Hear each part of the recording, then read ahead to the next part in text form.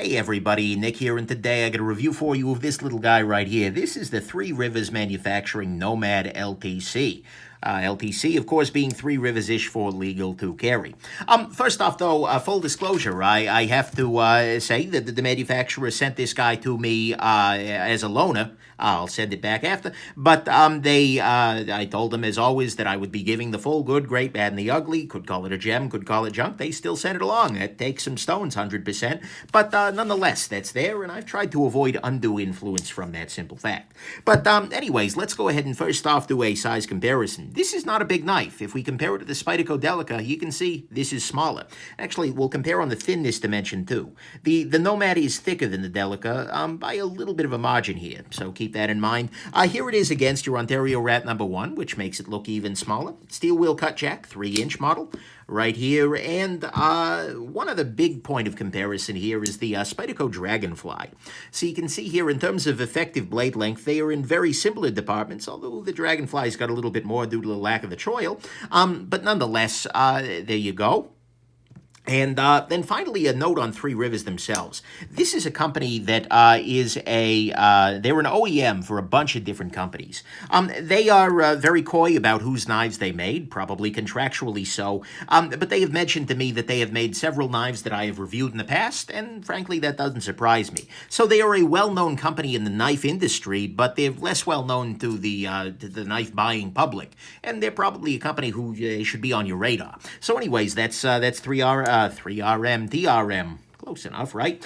So let's go ahead and jump into the good, the great, the bad, and the ugly of this little guy right here. First off, on the good side, I gotta say the 3RM. I'm just gonna end up keeping saying that. But they seem like solid folks. Marianne, one of the owners, is on Instagram and actually ended up winning the Z Hunter charity auction, giving $150 to charity to prevent child labor. And just overall, seem very, very nice, very kind, and always willing to interact with people in the comment thread for this. They're kind of a textbook case of social media done well.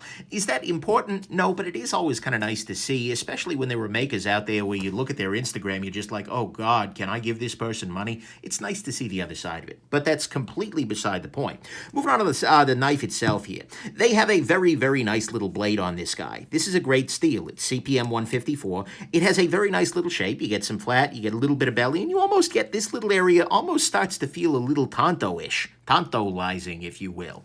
And that's nice because you can do a little bit of scraping with it, which is a nice benefit of having a Tonto sort of blade. So that's good. It also does feature a nice sharpening choil that is pretty well done, so I can't argue with that at all. So the blade on this guy is actually very nice. Next thing, this has a very nice clip. It is a deep carry clip, and it is very, very discreet. With this guy in your pocket, literally the only thing sticking up is a little tiny bit of the clip. And so that's great. This looks like it could be a pen. It looks like it could be pretty much anything. And especially if you're in a situation where legality or just people are less familiar with pocket knives, that can be very, very nice. And it also has this little nice touch here. This other section here is a pocket barrier, which prevents your pocket from sliding up onto the top of the knife here. That's the kind of thing that just smacks of, okay, I'm really thinking this through, and what may well happen is they didn't have that in an early version, and then pockets do slide up onto these kinds of things, and so the knife hangs really weirdly. That's a nice little touch, and so I appreciated that very much. It's just nicely done. And it's ambidextrous, by the way, so you can flip the barrier and the pocket clip around, and then you have a knife that's completely ambidextrous. And actually, there you go. This is completely ambidextrous. That's your next good thing here.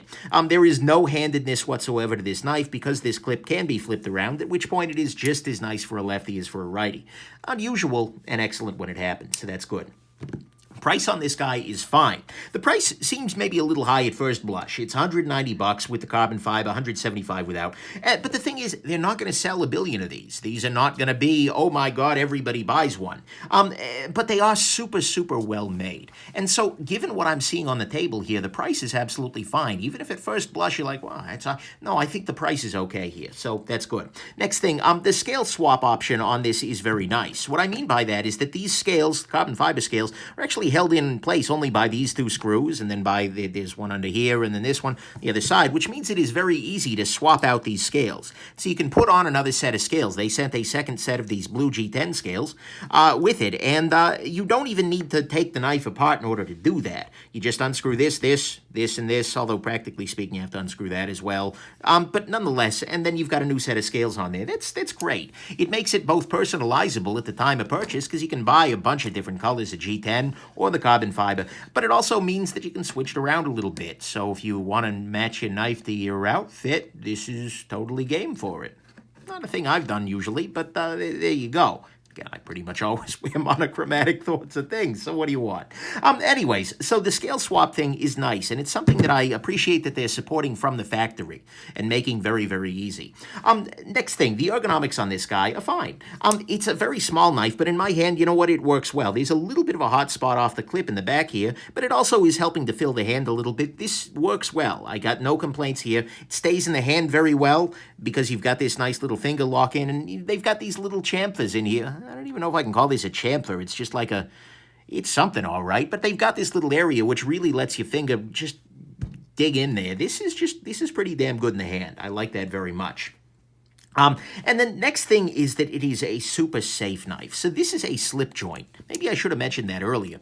But it is absolutely a slip joint. This is a non-locking knife. But the thing is, it doesn't matter that it is technically non-locking because of two things. First off, it has a very strong break free, meaning that you really need to apply a fair amount of pressure to unlock the knife. And that's great in and of itself. But even if somehow you manage to unlock the knife as you're using it, the thing is it has this finger choil here and this finger guard, which means that it cannot close. Like, this knife cannot hurt you as you are cutting it with it. Well, at least it can't hurt the hand that you're cutting with, which is great. Some slip joints feel a little bit precarious because if you hit the back of the blade on something, it's just going to come flying down on your fingers, whereas this is absolutely super safe. A note on the lock, actually. The lock is, as you can see here and as you saw in the disassembly video, the lock has this little kind of bar, basically, that's cut out, hopefully you can see that, and kind of lifts up and slides along the back of the blade tang. It's similar in a lot of ways to the lock on the Spyderco Pit, Spy in the Sky.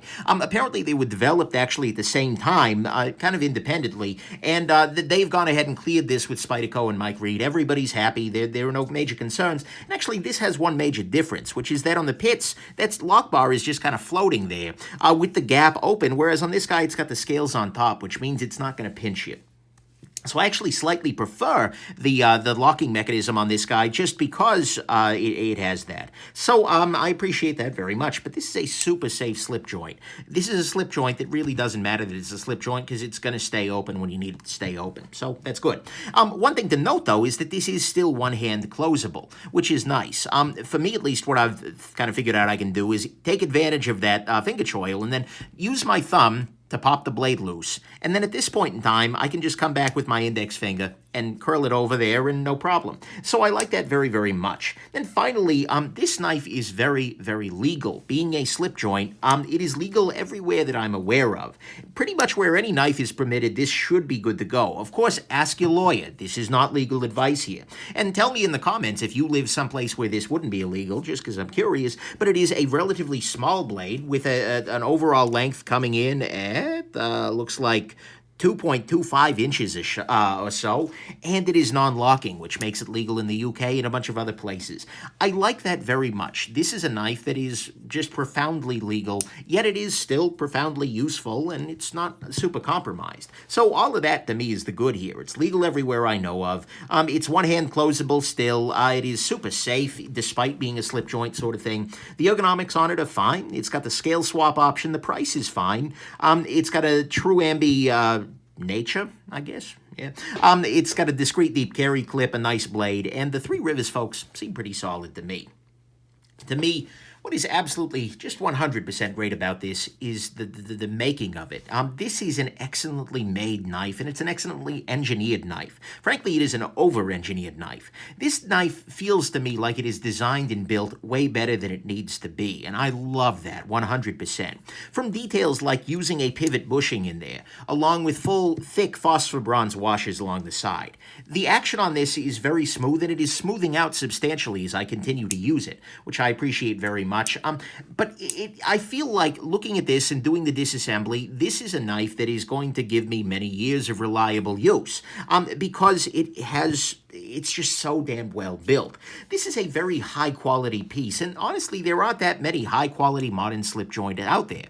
I mean, Spyderco's got a couple in the UK PK line and whatnot, but this is really uniquely well done. I really appreciate this very much. The build quality and the engineering here, somebody spent a lot of time on this knife, and you can absolutely tell that. And so that to me is what's great about this, is that this is just so damn well made. Let's talk about what's bad, because there are a couple of bad things here. First off, this is a knife that is borderline one-hand openable. I can take my thumb, slide it in here, and pop the knife open.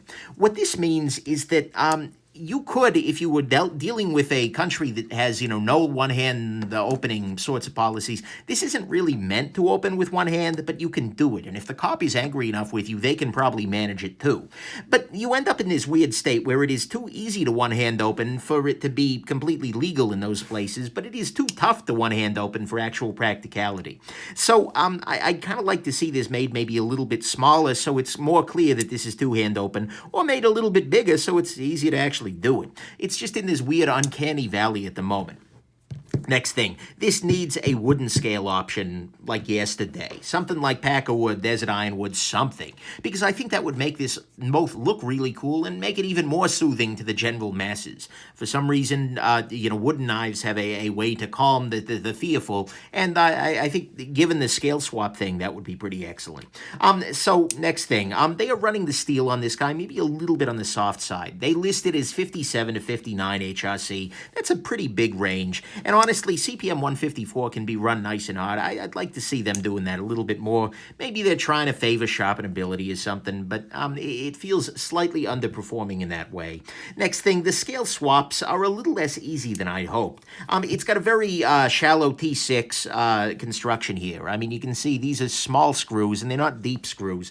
And you need two kinds of bits to do it, because you actually need to kind of loosen this a little bit to move the clip out of the way to get to this screw, so you need an Allen key as well as T6. I kind of wish that they could have moved this screw so it was accessible without moving the clip or something. Not a big deal, but it is a little less easy than I hope. Next thing, the blade on this guy is very small, 1.75 inches of cutting length, and, although that's going to be fine for a lot of things, it's just not quite enough blade for some cutting tasks. Legally, it makes a lot of sense, and in some ways, I'm glad that they did that on this particular knife. But functionally speaking, it is absolutely a compromise and might make this knife a little bit less of a performer if you're not dealing with those kinds of restrictive laws. Next thing, the G10 on this guy is crazy textured. It's really odd to show this off, but oh yeah, this is textured. This is like cold steel style texture. This is serious texturing on this G10 here. And it is textured, unfortunately, even underneath the clip, which means that with the G10 on, this just becomes more of a pain to put into and out of the pocket there. I put the G10 on, I carried it for about 5 minutes, and then I took the G10 off. It's just, I think the carbon fiber is a way better choice here, and I'd like to see them move to a slightly smoother finish on that G10. Next thing, this is a little bit thick behind the edge. I mean, you can see here at the choil, it's thick, and just overall, it's okay, but it's just not, for a knife this small, I'd like to see maybe a little bit more of an aggressive grind there, especially when I'm pretty sure this steel can take it. Then finally, the back of the blade here. The locking mechanism involves this pin sliding along the back of the blade, and you can see it's starting to polish out, but when I got this guy, that was very, very rough, and so I'd like to see maybe a little bit more polishing on that from the factory, just to smooth that break in a little bit overall. It's not a big deal, but it is something I'd like to see ironed out a little bit, and it seems pretty easy to address. So that to me is the bad, is that the back of the blade's a little rough. It's a little thick at the edge. The G10 is pretty crazy textured. The blade is very small, and that's something you're going to want to keep in mind for a lot of uses. Scale swaps are maybe a little less easy than they could be, given the whole loosen the clip, two different drivers kind of thing. It does need a wooden scale option, absolutely, and it is one-hand openable, kind of. On the ugly side, there's only one thing, and that's very easy to fix, but take a look at this. When I pop this out, this little edge comes popping up there, and you see those little sharp corners there? I see those little sharp corners there. It's not great. They are very, very sharp indeed. And so particularly if you do something like this, where you pop your, where you use the thumb to pop down there, that just digs right into your finger right here. I am not a big fan of that. And so I really hope that in future versions, they can just knock that down a little bit. Either round this little part off here, or just hit it with a grinding, hit it with a belt or something, just doing one of these things. It's not a big deal, but it's the only real issue where it's like, oh, they could have done that way better on this guy. And so they can fix it, but they need to fix it. Let's go into the final conclusion.